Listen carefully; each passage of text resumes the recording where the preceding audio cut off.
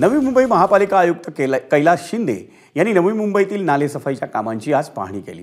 त्या पाहणी दरम्यान नवी मुंबईतल्या काही नाल्यांची सफाई अजूनही अपूर्ण असल्याचं दिसून आलं।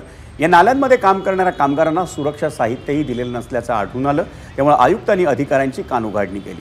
नवी मुंबईतील 96 नाल्यांपैकी 77 नाल्यांची सफाई पूर्ण झाली असून उर्वरित 19 नाल्यांची सफाई ही पुढील आठवड्याभरात पूर्ण होईल अशी खात्री महापालिका आयुक्त कैलास शिंदे यांनी दिली आहे। मे महिना संपत आलेला आहे आणि नवी मुंबईतल्या नालेची पाहणी आता नवी मुंबईचे कमिशनर या ठिकाणी करत आहेत। कैलास शिंदे यांच्याकडून ही पाहणी सुरू आहे। संपूर्ण नवी मुंबईमध्ये जे नाले ते स्वच्छ आहेत का या संदर्भातली पाहणी केली जात आहे।